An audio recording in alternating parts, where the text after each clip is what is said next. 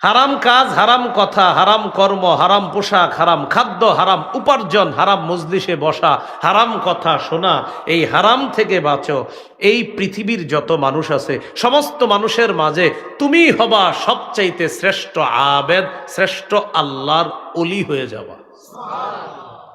একদিন রাসূলুল্লাহ সাল্লাল্লাহু আলাইহি সাল্লাম একটা ঘোষণা করলেন, কে আছে আমার এই কথাগুলা গ্রহণ করবা, নিজে আমল করবা, অন্যকে শিখাইয়া দিবা। ফাকালা আবু হুরায়রা রাদিয়াল্লাহু তাআলা আন কুলতু আনা ইয়া রাসূলুল্লাহ।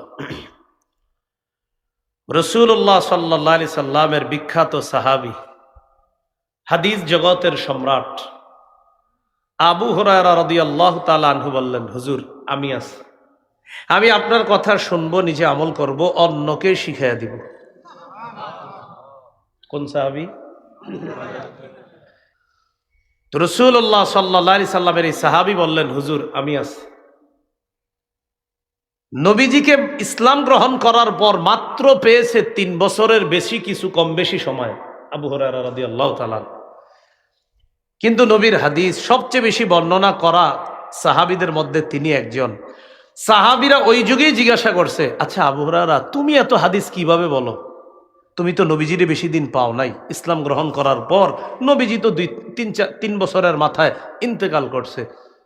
তা আবু হুরায়রা রাদিয়াল্লাহু তাআলা আনহু জবাব দিয়েছেন, সাহাবীদের মধ্যে কেউ যাইতেন মাঠে, কেউ যাইতেন ঘাটে, কেউ বিভিন্ন ব্যস্ততায়, কারো দুনিয়াবি অনেক ব্যস্ততা ছিল, কিন্তু আমার খানা থাক বা না থাক সারাক্ষণ নবীর দরবারেই পড়ে থাকতাম। নবীজি খায় তো আমিও খাই, নবী খায় না তো আমিও খাই না। তো এই সাহাবী বলেন, হুজুর আমি আছি, আপনার কথা আমি শুনবো, নিজে আমল করব, অন্যদেরকে শিখাইয়া দিব, তারাও যেন আমল করে। ফাআখাযা বিয়াদি, নবী আমার হাতটা ধরলেন। প্রিয় মুসলমান ভাইরা, এই জায়গায় আপনাদেরকে একটা অনুভূতি দিতে চাই, একটু কল্পনা আনেন তো, নবী তার এক সাহাবীর হাত ধরে রাখছে, বিষয়টা কত সুন্দর।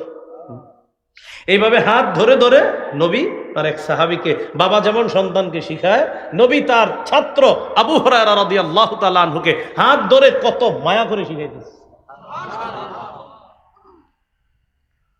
ফাআদ্দা খামসা, গনে গনে 5টি জিনিস শিখাইয়া দিলেন।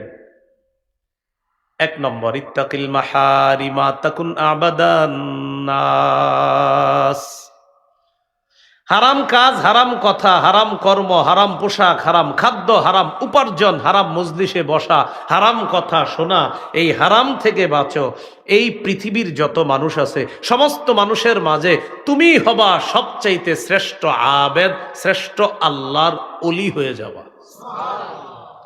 যেমন এখানে আপনারা যারা বসা, আমরা যারা বসা, আপনাদের অনেককে হয়তো এলাকার সবাই এত ভালোভাবে চিনে না, চিনলেও ওই উত্তরপাড়ার অমুকে বাস এতটুকুই, কিন্তু ভাইরাল না, বা আপনাদের কেউ জনপ্রিয় না, বা আপনার অত মানুষ চিনেও না।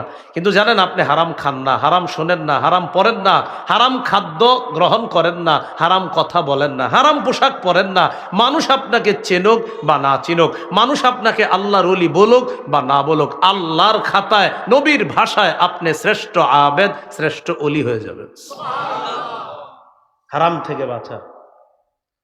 2 নাম্বার, ওয়ারদ বিমা কাসামাল্লাহু লাকা তাকুন আগনান নাস। আল্লাহ তোমার জন্য যা ফয়সালা করে রেখেছেন, যা বন্টন করে দিয়েছেন, এতে তুমি সন্তুষ্ট থাকো। তুমি মানুষের মাঝে সবচেয়ে স্বনির্ভর বান্দা হয়ে যাবা, তুমি মানুষের মাঝে মনের দিক থেকে সবচেয়ে ধনী মানুষ হয়ে যাবা। একটা কথা মনে রাখেন, আপনি মরার আগ পর্যন্ত যে রিজিকগুলো আল্লাহর থেকে পাবেন, আপনি এই রিজিক না পাওয়া পর্যন্ত আপনি মৃত্যুবরণ করবেন না, আপনি মারা যাবেন না। নবীজি সাল্লাল্লাহু আলাইহি সাল্লাম বলেছেন, তোমাদের কেউ মৃত্যুবরণ করবা না যতক্ষণ না পর্যন্ত তার বরাদ্দকৃত রিজিক শেষ না হবে। তাই শোনো আমার উম্মত, লা ইয়াহমিলান্নাকুম ইস্তিবতাউর রিজকি ফি মাআসিল্লাহ, গুনাহের মাধ্যমে রিজিকটা পকেটে ঢুকায়ও না। তুমি আগে আগে হারাম পদ্ধতিতে টাকাটা কামাই করে পকেটে ঢুকাও, আরে না, হালাল ভাবেই তোমার পকেটে এটা আসবে। কেন আগে আগে হারাম পদ্ধতিতে আনো? তোমার জীবনে আল্লাহ যা রাখছে তোমার এই জিনিসটা পূর্ণ হওয়ার আগে তোমার মরণ আসবে না। অতএব তুমি হারাম পদ্ধতিতে কিছু তালাশ করবা না, তোমার বরাদ্দকৃত রিজিকটা হালাল ভাবেই আল্লাহর কাছ থেকে তুমি অনুসন্ধান করে চেয়ে নাও, তুমি উপার্জন করে নাও হালাল ভাবে। অনেকে সুদের মাধ্যমে তাড়াতাড়ি ধনী হইতে চায়। এই বেটা জানেন ধনী হইতো, হালাল ভাবেই ধনী হইতো, ওর জন্য আল্লাহ ধনী হওয়ার বরাদ্দ রাখছিল। ও আগে আগে না, আমি আগে ধনী হবো হারাম ভাবে, তো জাহান্নাম কামাই করে। তো 2 নাম্বার, ওয়ারদ বিমা কাসামাল্লাহু লাকা তাকুন আগনান নাস। আল্লাহ তোমার জন্য যা বরাদ্দ করে রেখেছেন, যা ফয়সালা করে দিয়েছেন, এতে তুমি খুশি হয়ে যাও। তাকুন আগনান নাস, মানুষের মাঝে তুমি সবচাইতে স্বনির্ভর বান্দা, মানুষের মাঝে সবচাইতে মনের দিক থেকে ধনী মানুষ হয়ে যাবা। এটা হলো 2 নাম্বার। 3 নাম্বার, ওয়া আহসিন ইলা জারিকা তাকুন মুমিনা, প্রতিবেশীর সাথে উত্তম আচরণ করো, তুমি খাঁটি ইমানদার হয়ে যাবা। আপন 2 ভাই, প্রতিবেশী তো দূরে, তো আপনারা ভাইয়ারা আলাদা থাকেন, আলাদা থাকতেই পারেন, পর্দাপশিদার জন্য আলাদা হয় এক সময় ভাই ভাই। তো আলাদা হওয়া মানে কি আগামী 20 বছর আর কথা বলবেন না দুইজন? 20 বছর কথা বন্ধ। এটারে কেন্দ্র করে ভাতিজা চাচারে সালাম দেয় না কেন? আমার আব্বা আর আমার কাকা কথা কয় না, তাই আমিও সালাম দিব না কাকা। দেখেন, আমরা 2 জন ভাই ভাই, কথার কথা, আমাদের মাঝে মানবিমান হইতে পারে, আবার ঠিক হয়ে যাব, কিন্তু আমাদের 2 জনের মানবিমান আমাদের সন্তানদের মাঝে কেন যাবে? ভাইয়ে ভাইয়ে একটু মানবিমান হইতে পারে, তো একজনে আপনার চাচা লাগে, আরেক দিক দিয়ে জ্যাঠা লাগে সম্পর্কে। আপনি জ্যাঠাকে সালাম দেন না কেন? তুমি জ্যাঠাকে সালাম দাও না? আমার জ্যাঠা আমার আব্বার সাথে কথা বলে না। চাচাকে সালাম দেয় না, চাচাকে কেন সালাম দিলেন না?